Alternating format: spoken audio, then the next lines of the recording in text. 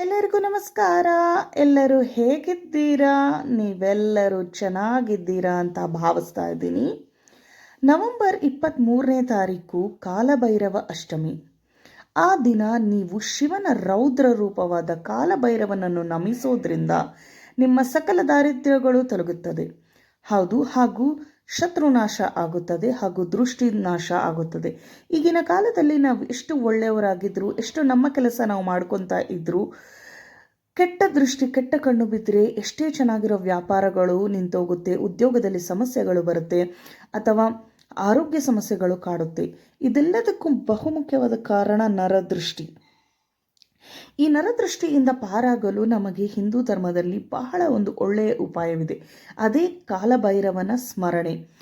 ಕಾಲಾಷ್ಟಮಿಯ ದಿನ 23ನೇ ತಾರೀಕು ನವೆಂಬರ್ 2024ನೇ ತಾರೀಕು ನೀವು ಶಿವನ ರೌದ್ರ ರೂಪವಾದ ಕಾಲಭೈರವನ ಅಷ್ಟಕವನ್ನು ಓದಿದ ನಂತರ ಯಾವುದಾದರೂ ಒಂದು ಶಿವನ ದೇವಸ್ಥಾನ ಅಥವಾ ಕಾಲಭೈರವನ ದೇವಸ್ಥಾನಕ್ಕೆ ಹೋಗಿ ಒಂದು ದೀಪವನ್ನು ಹಚ್ಚಿ. ಆ ದೀಪ ಯಾವ ದೀಪ ಆಗಿರಬೇಕಂದ್ರೆ ಮೆಣಸಿನ ದೀಪ. ಹೌದು, ಈ ಮೆಣಸಿನ ದೀಪ ಹೇಗೆ ಹಚ್ಚಬೇಕೆಂದು ಹೇಳುತ್ತೇನೆ. ನೀವು ಒಂದು ಬಿಳಿಯ ಬಟ್ಟೆಯನ್ನು ತಗೊಳ್ಳಿ.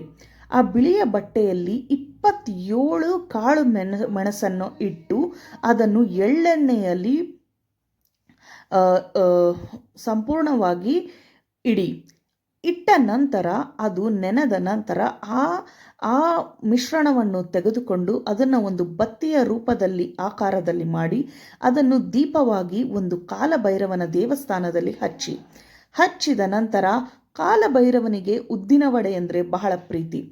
ಊದುಕಡ್ಡಿಯಲ್ಲಿ ಪೂಜೆ ಮಾಡಿ ಉದ್ದಿನ ವಡೆಯನ್ನು ನೈವೇದ್ಯವಾಗಿ ಇಡಿ. ಅದಾದ ನಂತರ ಉದ್ದಿನ ವಡೆಗಳನ್ನು ತಗೊಂಡು ಹೋಗಿ ಶ್ವಾನಗಳಿಗೆ ತಿನ್ನಿಸಿ. ಕಾಲಭೈರವನ ಇನ್ನೊಂದು ಸ್ವರೂಪವೇ ಶ್ವಾನಗಳಿಗೆ ತಿನ್ನಿಸಿದ ನಂತರ ಮನೆಗೆ ಬನ್ನಿ. ಇದು ನಿಮಗೆ ಸಾಧ್ಯವಾಗದಿದ್ದರೆ ನೀವು ಇನ್ನೊಂದು ಪರಿಹಾರ ಮಾಡಿಕೊಳ್ಳಬಹುದು. ಅದೇನೆಂದರೆ ಕೂಷ್ಮಾಂಡ ದೀಪ ನೀವು ಹಚ್ಚಬೇಕು. ಒಂದು ಬೃಹದಾಕಾರದ ಅಥವಾ ಮೀಡಿಯಂ ಸೈಜಿನ ಒಂದು ಕೂಷ್ಮಾಂಡ ಅಂದರೆ ಬೂದು ಕುಂಬಳಕಾಯನ್ನು ತೆಗೆದುಕೊಳ್ಳಿ. 2 ಅಡಿಕೆ ತಟ್ಟೆಗಳನ್ನು ಸಹಿತ ತೆಗೆದುಕೊಳ್ಳಿ. ಆ ಅಡಿಕೆ ತಟ್ಟೆಗಳಲ್ಲಿ ಕಲ್ಲುಪ್ಪನ್ನು ಹಾಕಿದ ನಂತರ ಅದರ ಸುತ್ತ ನವಧಾನ್ಯಗಳನ್ನು ಚೆಲ್ಲಿದ ನಂತರ ಆ 2 ಬೂದು ಕುಂಬಳಕಾಯಿನ ಅರಿಶಿನ ಕುಂಕುಮದೊಡನೆ ಅಲಂಕಾರ ಮಾಡಿದ ನಂತರ ಮಧ್ಯದಲ್ಲಿ ನೀವು ಎಳ್ಳೆಣ್ಣೆಯನ್ನು ಹಾಕಬೇಕು. ಎಳ್ಳೆಣ್ಣೆ ಹಾಕಿದ ನಂತರ ಒಂದು ಬತ್ತಿಯನ್ನು ಹಾಕಬೇಕು. ಕಪ್ಪಗಿರುವ ಬತ್ತಿ 2 ದೀಪಗಳಿಗೂ ಹಾಕಬೇಕು. ಹಾಕಿದ ನಂತರ ಈ ದೀಪಗಳನ್ನು ಶಿವನಿಗೆ ಆರತಿ ಮಾಡಿ ನಿಮ್ಮ ಸಕಲ ದೃಷ್ಟಿ ದೋಷಗಳು, ನಿಮ್ಮ ಶತ್ರುಗಳು, ಹಿತಶತ್ರುಗಳು ಎಲ್ಲರೂ ನಾಶವಾಗಬೇಕು ಎಂದು ಬೇಡಿಕೊಳ್ಳಿ. ಅದಾದ ನಂತರ ಈ ದೀಪಗಳನ್ನು ನಿಮ್ಮ ಮನೆಯ ಮುಖ್ಯ ದ್ವಾರದ ಹತ್ತಿರ ಇಟ್ಟ ನಂತರ ಅದು ಉರಿದ ನಂತರ ದೀಪಗಳು ಉರಿದ ನಂತರ ಯಾರೂ ತುಳಿದೇ ಇರೋ ಪ್ರದೇಶದಲ್ಲಿ ಹಾಕಿಬಿಡಿ.